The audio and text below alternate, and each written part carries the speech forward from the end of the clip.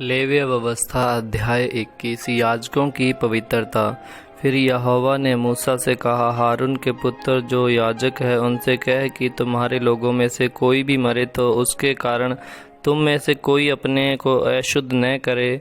अपने निकट कुटुंबियों अर्थात अपनी माता या पिता, बेटे या बेटी या भाई के लिए अपनी कुंवारी बहन जिसका विवाह न हुआ हो, जिनका निकट का संबंध उनके लिए वह अपने को अशुद्ध कर सकता है, पर याजक होने के नाते वह अपने लोगों में प्रधान है, इसलिए वह अपने को ऐसा अशुद्ध न करे कि अपवित्र हो जाए। वे न तो अपना सिर मुड़ाए और न अपने गाल के बालों को मुड़ाए और न अपने शरीर चीरें। वे अपने परमेश्वर के लिए पवित्र बने रहें और अपने परमेश्वर का नाम अपवित्र न करें, क्योंकि वे यहोवा के हव्य को जो उनके परमेश्वर का भोजन है चढ़ाया करते हैं, इस कारण वे पवित्र बने रहें।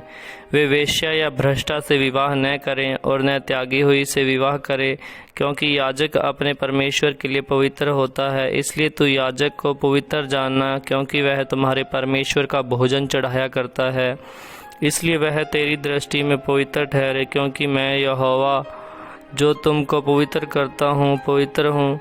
और यदि याजक की बेटी वेश्या बनकर अपने आप को अपवित्र करे तो वह अपने पिता को अपवित्र ठहराती है, वह आग में जलाई जाए। जो अपने भाइयों में महायाजक हो, जिसके सिर पर अभिषेक का तेल डाला गया हो और जिसका पवित्र वस्त्रों को पहनने के लिए संस्कार किया गया हो, अपने सिर के बाल बिखरने न दे और न अपने वस्त्र फाड़े और न वह किसी लोथ के पास जाए और न अपने पिता या माता के कारण अपने को अशुद्ध करे, और वह पवित्र स्थान से बाहर भी न निकले और न अपने परमेश्वर के पवित्र स्थान को अपवित्र ठहराए, क्योंकि वह अपने परमेश्वर के अभिषेक का तेल रूपी मुकुट धारण किए हुए है। मैं यहोवा हूँ। और वह कुंवारी स्त्री से ही विवाह किया करे, जो विधवा या त्यागी हुई या भ्रष्ट या वेश्या हो, ऐसी किसी से विवाह न करे।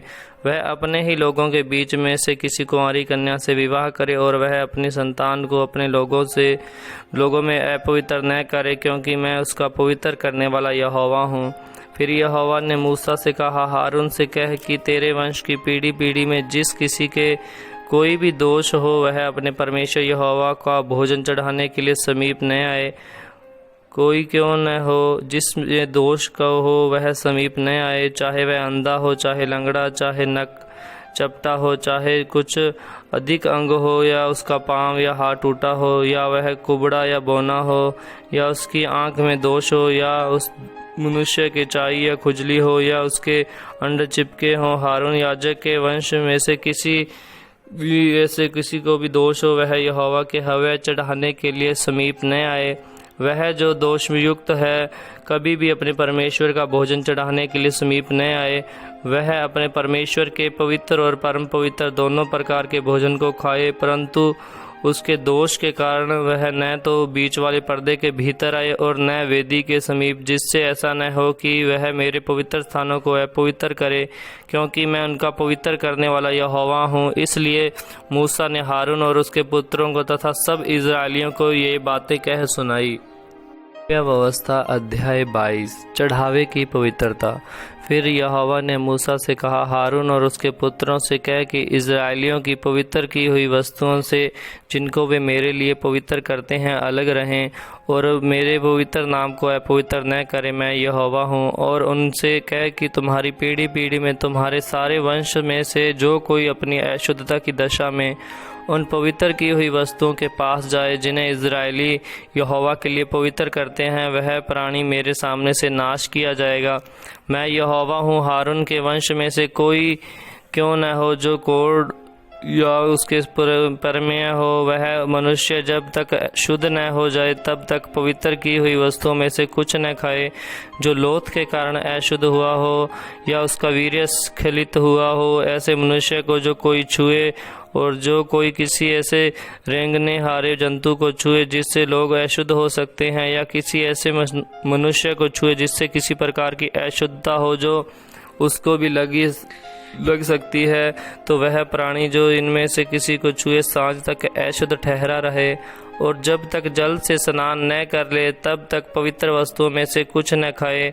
तब सूर्य अस्त होने पर वह शुद्ध ठहरेगा, और तब वह पवित्र वस्तु में से खा सकेगा, क्योंकि उसका भोजन वही है। जो जानवर अपने आप से मरा हो या पशु से फाड़ा गया हो, उसे खाकर वह अपने आप को अशुद्ध न करे। मैं यहोवा हूँ। इसलिए याजक लोग मेरी सौंपी हुई वस्तुओं की रक्षा करे, ऐसा न हो कि उनको अपवित्र करे और पाप का भार उठाए और इसके कारण मर भी जाए। मैं उनका पवित्र करने वाला यहोवा हूँ।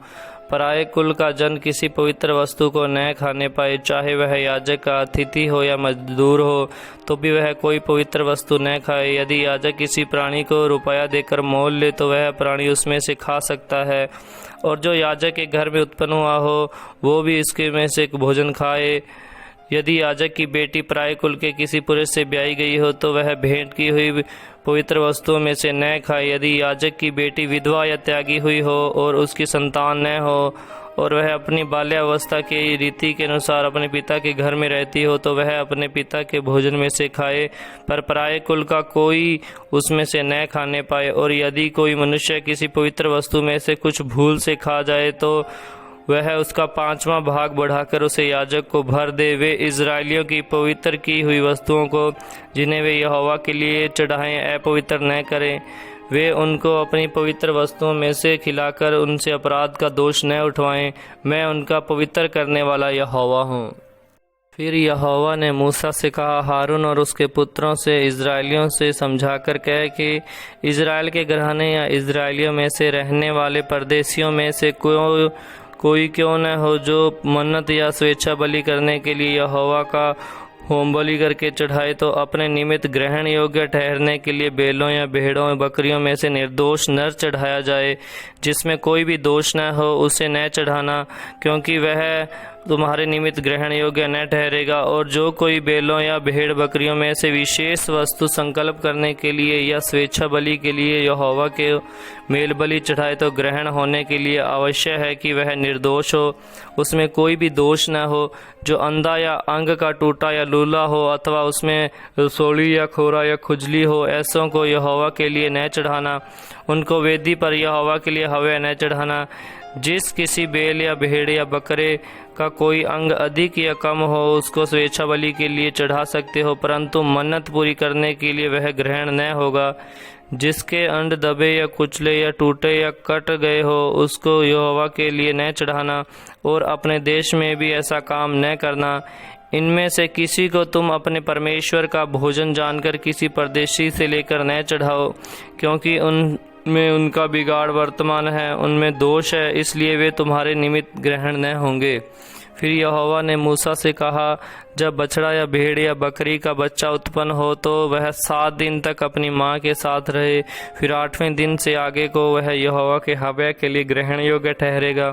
चाहे गाय चाहे भेड़ी या बकरी, उसके बच्चे को एक ही दिन में बलि न करना। और जब तुम यहोवा के लिए धन्यवाद का मेल बलि चढ़ाओ तो इसी प्रकार से करना जिससे वह ग्रहण योग्य ठहरे, वह उसी दिन खाया जाए, उसमें से कुछ भी सवेरे तक रहने ना पाए। मैं यहोवा हूँ।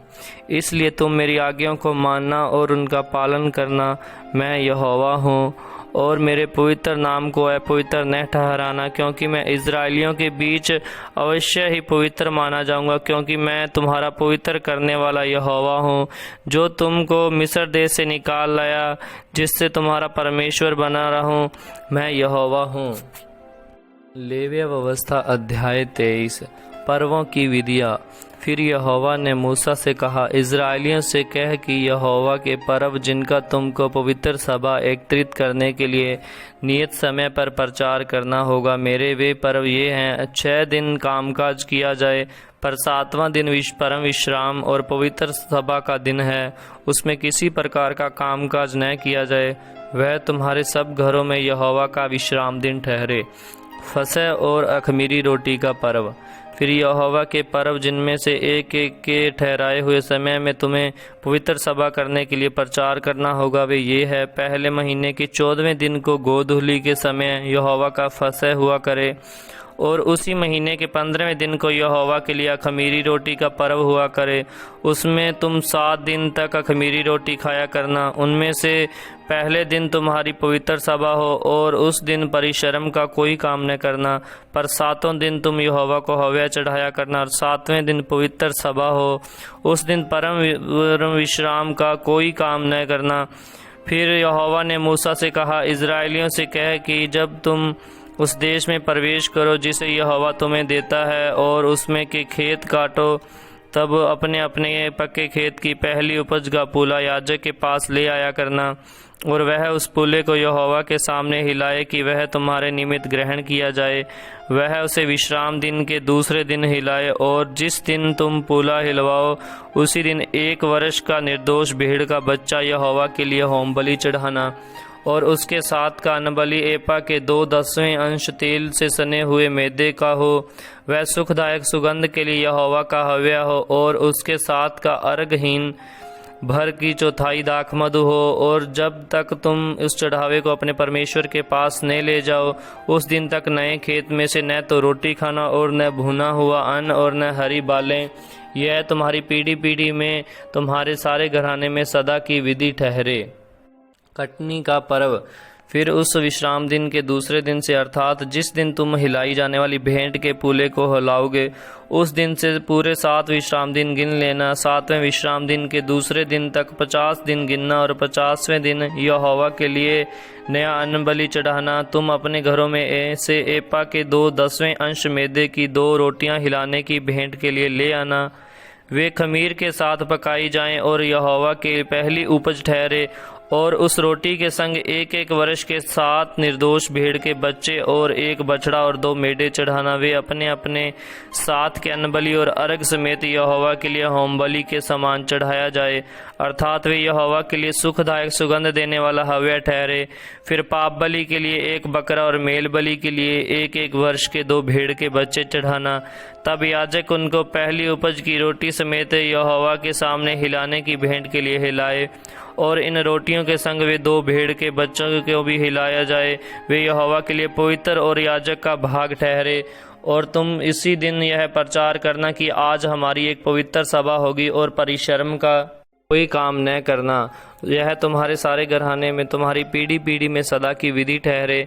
जब तुम अपने देश में के खेत काटो, तब अपने खेत के कोनों को पूरी रीति से न काटना, और तुम खेत में गिरी हुई बालों को न इकट्ठा करना। उसे दीनहीन और परदेशी के लिए छोड़ देना। मैं तुम्हारा परमेश्वर यहोवा हूँ। वर्ष का पर्व।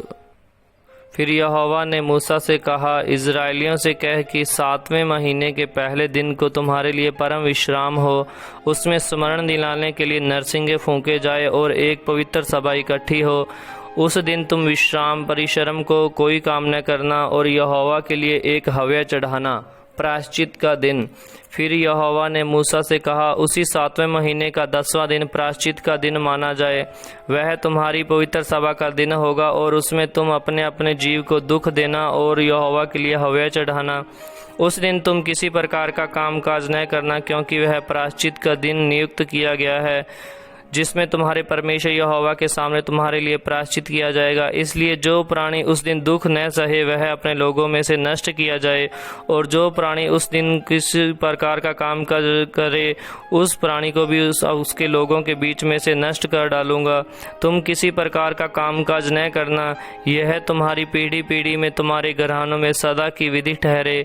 वह दिन तुम्हारे लिए परम पवित्र का हो। उसमें तुम अपने अपने जीव को दुख देना, और उस महीने के 9वें दिन की सांझ से लेकर दूसरी सांझ तक अपना विश्राम दिन माना करना। झोंपड़ियों का पर्व। फिर यहोवा ने मूसा से कहा, इज़राइलियों से कह कि उसी 7वें महीने के 15वें दिन से 7 दिन तक यहोवा के लिए झोंपड़ियों का पर्व रहा करे।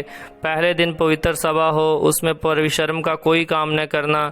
7 दिन यहोवा के लिए हव्य चढ़ाया करना। फिर 8वें दिन तुम्हारी पवित्र सभा हो और यहोवा के लिए हव्य चढ़ाना। वह महासभा का दिन है, और उसमें परिश्रम का कोई काम न करना।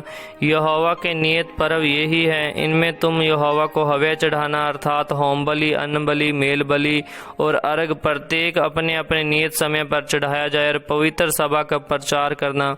इन सबों से अधिक यहोवा के विश्राम दिनों को मानना और अपनी भेंटों और सब मन्नतों और स्वेच्छा बलियों को जो यहोवा को अर्पण करोगे चढ़ाया करना।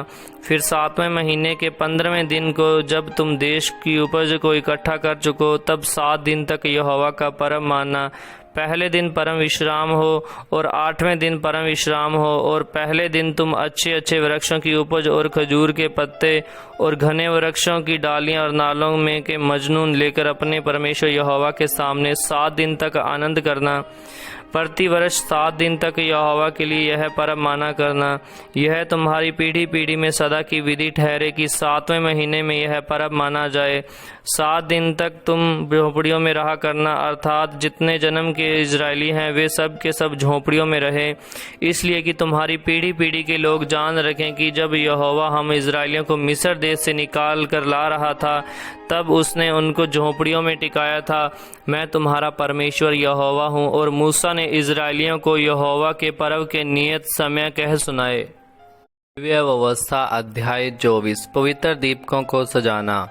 फिर यहोवा ने मूसा से कहा, इजरायलियों को यह आज्ञा दे कि मेरे पास उजियाला देने के लिए कूट के निकाला हुआ जैतून का निर्मल तेल ले आना कि दीपक नित्य जलता रहे। हारून उसको मिलाप वाले तंबू में साक्षी पत्र के बीच वाले पर्दे से बाहर यहोवा के सामने नित्य सांझ से भोर तक सजा कर रखे। यह तुम्हारी पीढ़ी पीढ़ी के लिए सदा की विधि ठहरे। वह दीपकों के स्वच्छ दीवट पर यहोवा के सामने नित्य सजाया करे। भेंट की रोटियां। तू मैदा लेकर 12 रोटियां पकवाना, प्रत्येक रोटी में एपा का 2/10वां अंश मैदा हो। तब उनकी 2 पंक्तियां करके एक एक पंक्ति में 6-6 रोटियां स्वच्छ मेज पर यहोवा के सामने धरना और एक एक पंक्ति पर चोखा लोबान रखना कि वह रोटी पर स्मरण दिलाने वाली वस्तु और यहोवा के लिए हव्य हो। प्रति विश्राम दिन को वह उसे नित्य यहोवा के सम्मुख कर्म से रखा करे। यदा सदा की विधि रीति इजरायलियों की ओर से हुआ करे और वह हारून और उसके पुत्रों की होगी और वे उसको किसी पवित्र स्थान में खाएं, क्योंकि वह यहोवा के हव्यों में से सदा की विधि के अनुसार हारून के लिए परम पवित्र वस्तु ठहरी है। ईश्वर निंदा का दंड। उन दिनों में किसी इजरायली स्त्री का बेटा जिसका पिता मिस्री पुरुष था इजरायलियों के बीच चला गया और वह इजरायली स्त्री का बेटा और एक इजरायली पुरुष छावनी के बीच आपस में मारपीट करने लगे और वह इजरायली स्त्री का बेटा यहोवा के नाम की निंदा करके शाप देने लगा। यह सुनकर लोग उसको मूसा के पास ले गए। उसकी माता का नाम शलोमीत था जो दान के गोत्र के दिब्री की बेटी थी। उन्होंने उसको हवालात में बंद किया जिससे यहोवा की आज्ञा से इस बात पर विचार किया जाए। तब यहोवा ने मूसा से कहा, तुम लोग उस शाप देने वाले को छावनी से बाहर ले जाओ और जितनों ने वह निंदा सुनी हो वे सब अपने अपने हाथ उसके सिर पर टेकें। तब सारी मंडली के लोग उस पर पथराव करें और तो इजरायलियों से कह कि कोई क्यों न हो जो अपने परमेश्वर को शाप दे, उसे अपने पाप का भार उठाना पड़ेगा। यहोवा के नाम की निंदा करने वाला निश्चय मार डाला जाए। सारी मंडली के लोग निश्चय उस पर पथराव करे, चाहे देसी हो चाहे परदेसी। यदि कोई उस नाम की निंदा करे तो वह मार डाला जाए। फिर जो कोई किसी मनुष्य को प्राण से मारे वह निश्चय मार डाला जाए। जो कोई किसी घरेलू पशु को प्राण से मारे वह उसे भर दे, अर्थात प्राणी के बदले प्राणी दे। फिर यदि कोई किसी दूसरे की चोट पहुंचाए तो जैसा उसने किया हो वैसा ही उसके साथ भी किया जाए, अर्थात अंग के बदले अंग भंग किया जाए, आंख के बदले आंख, दांत के बदले दांत। किसी चोट जिसने किसी को पहुंचाई हो वैसी ही उसको भी पहुंचाई जाए। पशु को मार डालने वाला को भर दे, परंतु मनुष्य को मार डालने वाला मार डाला जाए। तुम्हारा नियम एक ही हो, जैसा देशी के लिए वैसा ही परदेसी के लिए हो। मैं तुम्हारा परमेश्वर यहोवा हूँ।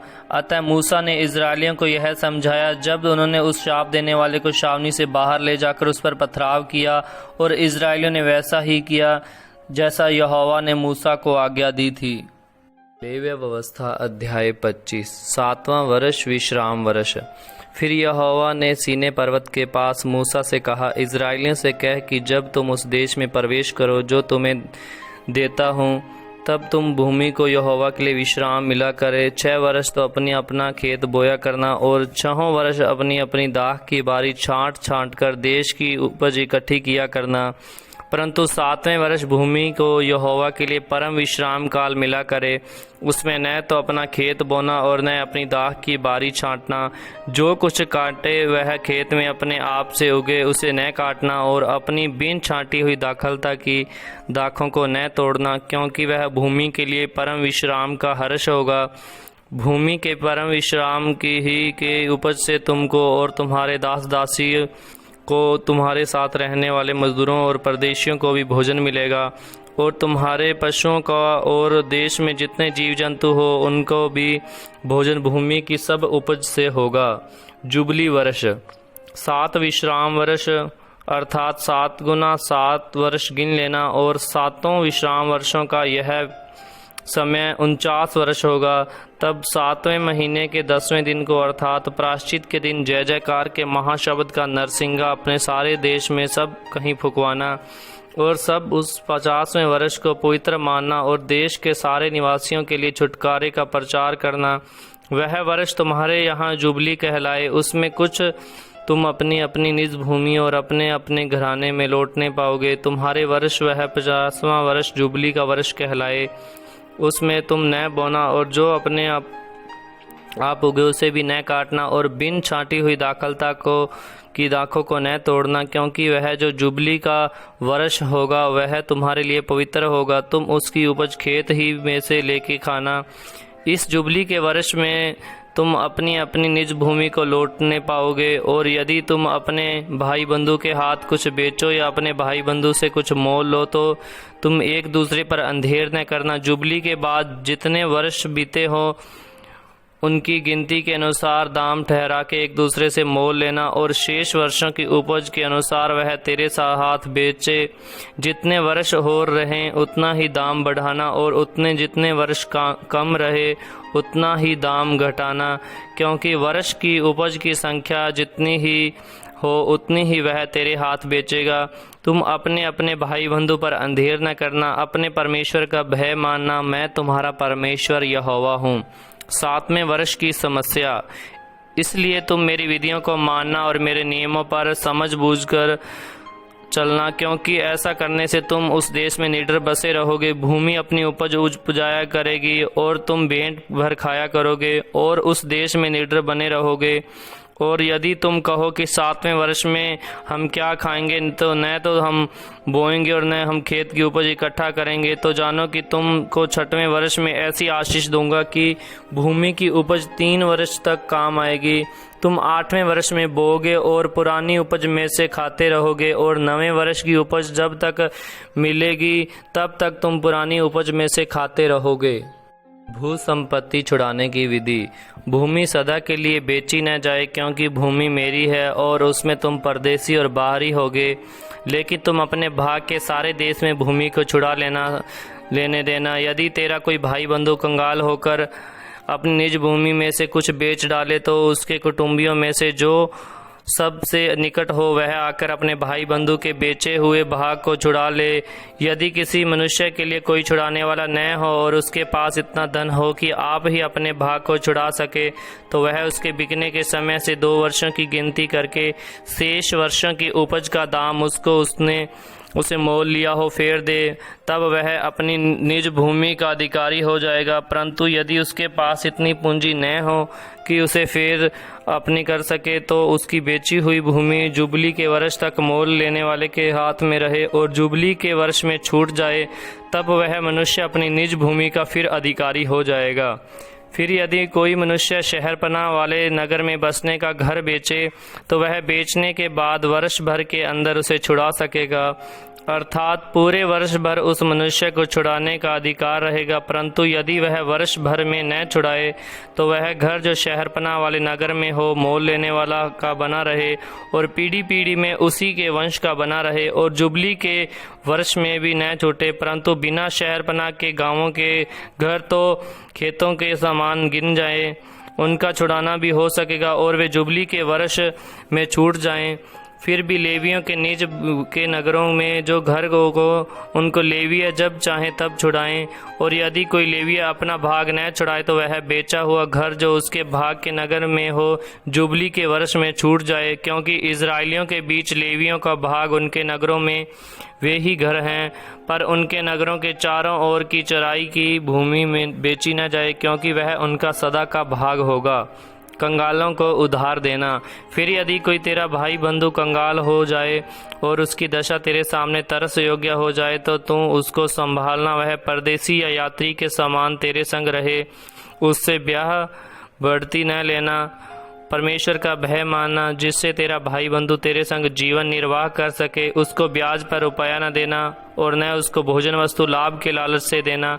मैं तुम्हारा परमेश्वर यहोवा हूँ। मैं तुम्हें कनान देश के लिए तुम्हारा परमेश्वर ठहरने की मनसा से तुमको मिस्र देश से निकाल लाया हूँ। दासों को छुड़ाने की विधि। फिर यदि कोई भाई बंधु तेरे सामने कंगाल होकर अपने आप को तेरे हाथ बेच डाले तो उससे दास के समान सेवा न करवाना। वह तेरे संग मजदूर या यात्री के समान रहे और जुबली के वर्ष तक तेरे संग रहकर सेवा करता रहे। तब वह बाल बच्चों समेत तेरे पास से निकल जाए और अपने कुटुंब और अपने पितरों की निज भूमि में लौट जाए, क्योंकि वे मेरे ही दास हैं जिनको मैं मिस्र देश से निकाल लाया हूँ। क्योंकि वे दास की रीति से न बेचे जाएं, उस पर कठोरता से अधिकार न करना, अपने परमेश्वर का भय मानते रहना। तेरे जो दास दासियां हो वे तुम्हारे चारों ओर की जातियों में से हो, और दास और दासियां उन्हीं में से मोल लेना। जो यात्री लोग तुम्हारे बीच में परदेसी होकर रहेंगे उनमें से और उनके घरानों में से जो भी तुम्हारे आसपास हों और जो तुम्हारे देश में उत्पन्न हुए हों, उनमें से तुम दास और दासी मोल लो और वे तुम्हारा भाग ठहरे। तुम अपने पुत्रों को भी तुम्हारे बाद होंगे उनके अधिकारी कर सकोगे और वे उनका भाग ठहरें। उनमें से तुम सदा अपने लिए दास लिए रहना, परंतु तुम्हारे भाई बंधु जो इजरायली हों उन पर अपना अधिकार कठोरता से न जताना। फिर यदि तेरे सामने कोई परदेसी यात्री धनी हो जाए और उसके सामने तेरा भाई कंगाल होकर अपने आप को तेरे सामने उस परदेसी या यात्री या उसके वश के हाथ बेच डाले तो उसके बिक जाने के बाद वह फिर छुड़ाया जा सकता है। उसके भाइयों में से कोई उसको छुड़ा सकता है, या उसका चाचा या चचेरा भाई तथा उसके कुल का कोई भी निकट कुटुंबी उसको छुड़ा सकता है। या यदि वह धनी हो जाए तो वह आप ही अपने को छुड़ा सकता है। वह अपने मोल लेने वाले के साथ बिकने के वर्ष से जुबली के वर्ष तक हिसाब करे और उसके बिकने का दाम वर्षों की गिनती के अनुसार हो, अर्थात वह दाम मजदूर के दिवसों के समान उसके साथ होगा। यदि जुबली के वर्ष के बहुत वर्ष रह जाएं तो जितने रुपयों से वह मोल लिया गया हो उनमें से वह अपने छुड़ाने का दाम उतने वर्षों के अनुसार फेर दे। यदि जुबली के वर्ष के थोड़े वर्ष रह गए तो भी वह अपने स्वामी के साथ हिसाब करके अपने छुड़ाने का दाम उतने ही वर्षों के अनुसार फेर दे। वह अपने स्वामी के संग उस मजदूर के समान रहे जिसकी वार्षिक मजदूरी ठहराई जाती हो, और उसका स्वामी उस पर तेरे सामने कठोरता से अधिकार न जताने पाए। और यदि वह इन रीतियों से छुड़ाया न जाए तो वह जुबली के वर्ष में अपने बाल बच्चों समेत छूट जाए, क्योंकि इजरायली मेरे ही दास हैं, वे मिस्र देश से मेरे ही निकाले हुए दास हैं। मैं तुम्हारा परमेश्वर यहोवा हूँ। अवस्था अध्याय 26। आज्ञा पालन की आशीष। तुम अपने लिए कोई मूर्त न बनाना और न कोई खुदी हुई मूर्त या लाट अपने लिए खड़ी करना, और न अपने देश में दंडवत करने के लिए नकाशीदार पत्थर स्थापित करना, क्योंकि मैं तुम्हारे लिए तुम्हारा परमेश्वर यहोवा हूँ। तुम अपने विश्राम दिनों का पालन करना और मेरे पवित्र स्थान का भय मानना, मैं यहोवा हूँ। यदि तुम मेरी विधियों पर चलो और मेरी आज्ञाओं को मानकर उनका पालन करो तो मैं तुम्हारे लिए समय समय पर मेंह बरसाऊंगा तथा भूमि अपनी उपज उपजाएगी और मैदान के वृक्ष अपने अपने फल दिया करेंगे। यहाँ तक कि तुम दाख तोड़ने के समय भी दावनी करते रहोगे और बोने के समय भी भर पेट दाख तोड़ते रहोगे, और तुम मनमानी रोटी खाया करोगे और अपने देश में निश्चिंत बसे रहोगे। और मैं तुम्हारे देश में सुख चैन दूंगा और तुम सोओगे और तुम्हारा कोई डराने वाला न होगा। और मैं उस देश में दुष्ट जंतुओं को रहने न दूंगा और तलवार तुम्हारे देश में न चलेगी, और तुम अपने शत्रुओं को मार भगाओगे और वे तुम्हारी तलवार से मारे जाएंगे। तुम में से 5 मनुष्य 100 को, 100 मनुष्य 10,000 को खदेड़ेंगे और तुम्हारे शत्रु तलवार से तुम्हारे आगे आगे मारे जाएंगे। और मैं तुम्हारी ओर कृपा दृष्टि रखूँगा और तुमको फलवंत करूँगा और बढ़ाऊँगा और तुम्हारी संग वाचा का पूर्ण करूँगा। और तुम रखे हुए पुराने अनाज को खाओगे और नए के रहते भी पुराने को निकालोगे। और मैं तुम्हारे बीच अपना निवास स्थान बना के रखूँगा और मेरा जी तुमसे घृणा नहीं करेगा। और मैं तुम्हारे मध्य चला फिरा करूँगा और तुम्हारा परमेश्वर बना रहूँगा और मैं तुम्हारी मेरी प्रजा बने रहोगे। मैं तो तुम्हारा वह परमेश्वर यहोवा हूँ जो तुम्हें मिस्र को देश से इसलिए निकाल ले आया कि तुम मिस्रियों के दास न बने रहो। और मैंने तुम्हारे जुए को तोड़ डाला है और तुमको सीधा खड़ा करके चलाया है। उल्लंघन का दंड।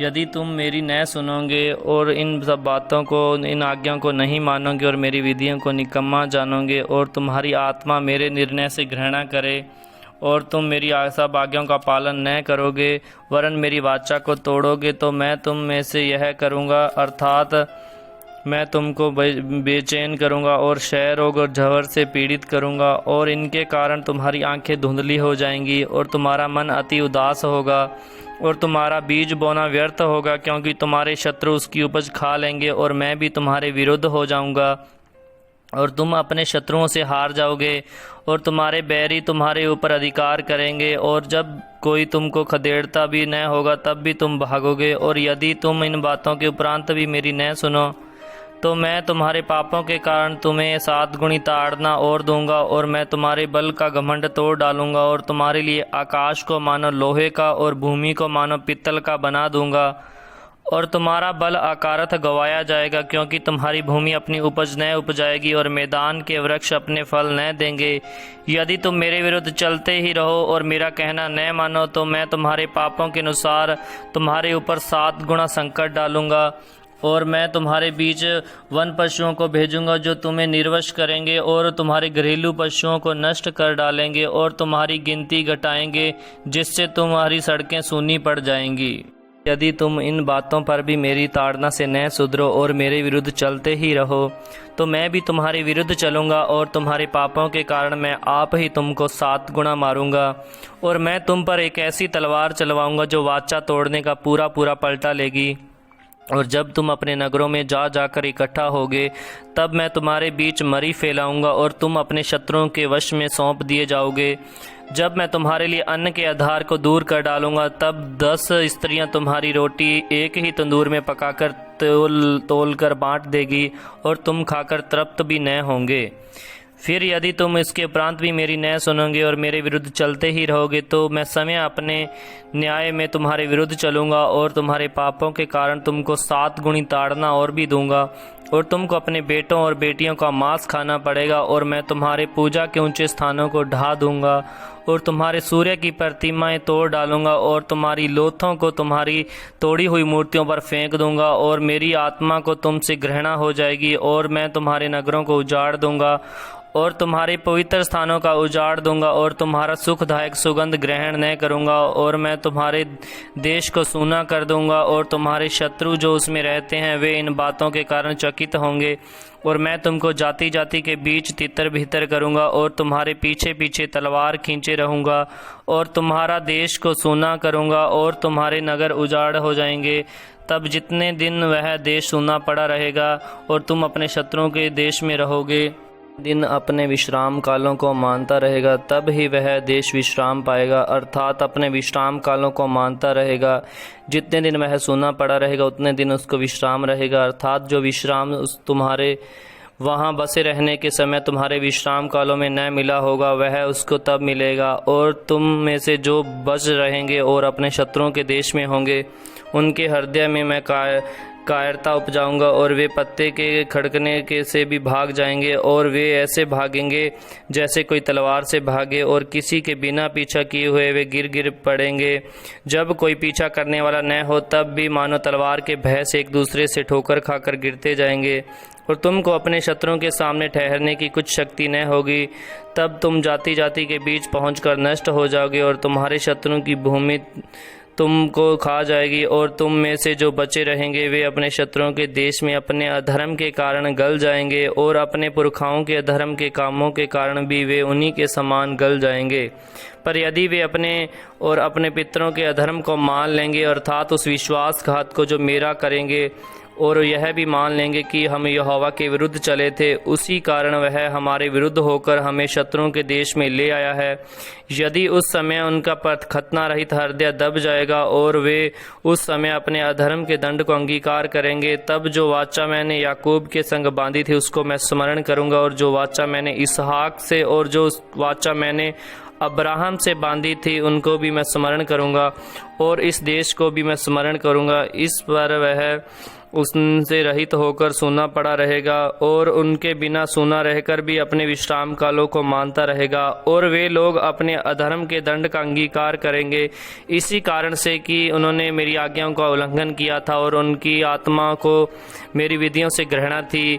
इतने पर भी जब वे अपने शत्रुओं के देश में होंगे तब मैं उनको इस प्रकार नहीं छोड़ूंगा और न उनसे ऐसी घृणा करूंगा कि उनका सर्वनाश कर डालूं और अपनी उस वाचा को तोड़ डालूं जो मैंने उनसे बांधी है, क्योंकि मैं उनका परमेश्वर यहोवा हूं। परंतु मैं उनकी भलाई के लिए उनके पितरों से बांधी हुई वाचा को स्मरण करूंगा, जिन्हें मैं अन्य जातियों की आंखों के सामने मिस्र देश से निकाल कर लाया, कि मैं उनका परमेश्वर ठहरूं, मैं यहोवा हूँ।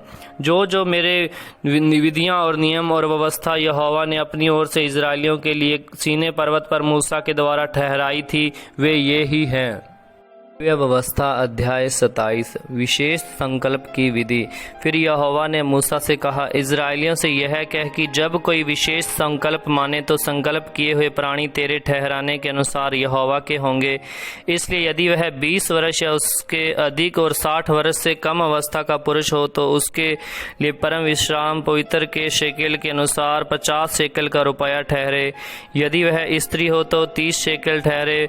फिर यदि उसकी अवस्था 5 वर्ष या उससे अधिक और 20 वर्ष से कम हो तो लड़के के लिए तो 20 शेकेल और लड़की के लिए 10 शेकेल ठहरे। यदि उसकी अवस्था 1 महीने या उससे अधिक और 5 वर्ष से कम की हो तो लड़के के लिए तो 5 और लड़की के लिए 3 शेकेल ठहरे। फिर यदि उसकी अवस्था 60 वर्ष की या उससे अधिक हो, वह पुरुष हो तो उसके लिए 15 शेकेल और स्त्री हो तो 10 शेकेल ठहरे। परंतु यदि कोई इतना कंगाल हो कि याजक का ठहराया हुआ दाम न दे सके तो वह याजक के सामने खड़ा किया जाए और याजक उसकी पूंजी ठहराए, अर्थात जितना संकल्प करने वाले से हो याजक उसी के अनुसार ठहराए। फिर जिन पशुओं में से लोग यहोवा को चढ़ावा चढ़ाते हैं, यदि ऐसों में से कोई संकल्प किया जाए तो जो पशु कोई यहोवा को दे वह पवित्र ठहरेगा। वह उसे किसी प्रकार से न बदले, न तो वह बुरे के बदले अच्छा और न अच्छे के बदले बुरा दे। और यदि उस पशु के बदले दूसरा पशु दे तो वह उसका पूरा बदला, दोनों पवित्र ठहरेंगे। और जिन पशुओं में से ये लोग यहोवा के लिए चढ़ावा नहीं चढ़ाते, ऐसों में से यदि वह हो तो वह उसको याजक के सामने खड़ा करे। तब याजक पशु के गुण अवगुण दोनों विचार कर उसका मोल ठहराए, और जितना याजक ठहराए उसका मोल उतना ही ठहरे। पर यदि संकल्प करने वाला उसे किसी प्रकार से छुड़ाना चाहे तो जो मोल याजक ने ठहराया हो उसमें उसका 5वां भाग और बढ़ाकर दे। फिर यदि कोई अपना घर यहोवा के लिए पवित्र ठहराकर संकल्प करे तो याजक उसके गुण अवगुण दोनों विचार कर उसका मोल ठहराए, और जितना याजक ठहराए उसका मोल उतना ही ठहरे। और यदि घर का पवित्र करने वाला उसे छुड़ाना चाहे तो जितना रुपया याजक ने उसका मोल ठहराया हो उसमें वह 5वां भाग और बढ़ाकर दे, तब वह घर उसी का रहेगा। फिर यदि कोई अपनी निज भूमि का कोई भाग यहोवा के लिए पवित्र ठहराना चाहे तो कोई भाग यहोवा के लिए पवित्र ठहराए, उसका मोल उसके अनुसार ठहरे कि उसमें कितना बीज पड़ेगा। जितनी भूमि में होमेर भर जौ पड़े उतना ही का मोल 50 शेकेल ठहरे। यदि वह अपना खेत जुबली के वर्ष में ही पवित्र ठहराए तो उसका दाम तेरे ठहराने के अनुसार ठहरे। और यदि वह अपना खेत जुबली के वर्ष के बाद पवित्र ठहराए तो जितने वर्ष दूसरे जुबली के वर्ष के बाकी रहें उन्हीं के अनुसार याजक उसके लिए रुपये का हिसाब करे। तब जितना हिसाब में आए उतना याजक के ठहराने से कम हो। और यदि खेत का पवित्र ठहराने वाला उसे छुड़ाना चाहे तो जो दाम याजक ने ठहराया हो उसमें वह 5वां भाग और बढ़ाकर दे, तब खेत उसी का रहेगा। पर यदि वह खेत को छुड़ाना न चाहे और उसने उसको दूसरे के हाथ बेचा हो तो खेत को आगे को भी न छुड़ाया जाए, परंतु जब वह खेत जुबली के वर्ष में छूटे तब पूरी रीति से अर्पण किए हुए खेत के समान यहोवा के लिए पवित्र ठहरे, अर्थात वह याजक की ही की निज भूमि हो जाए।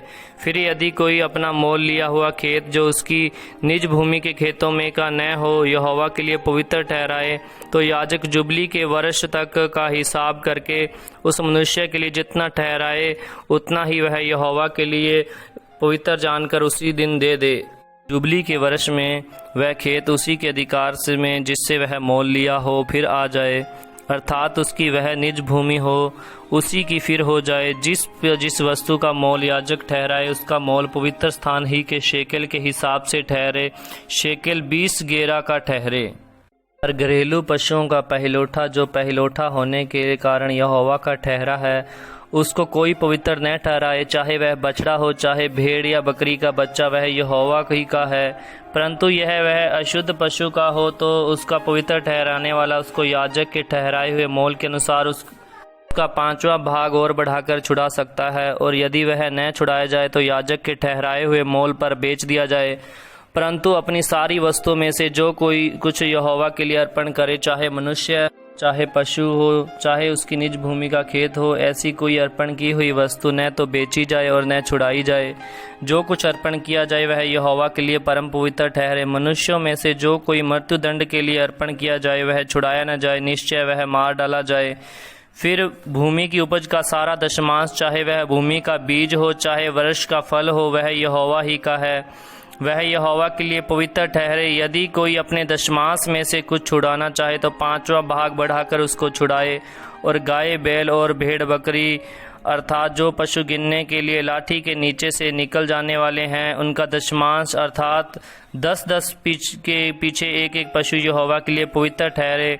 कोई उसके गुण अवगुण न विचारे और न उनके बदले, और यदि कोई उसको बदल भी दे तो वह और उसका बदला दोनों पवित्र ठहरे और वह कभी छुड़ाया न जाए। जो आज्ञा यहोवा ने इज़राइलियों के लिए सीनै पर्वत पर मूसा को दी थी वे ये ही हैं।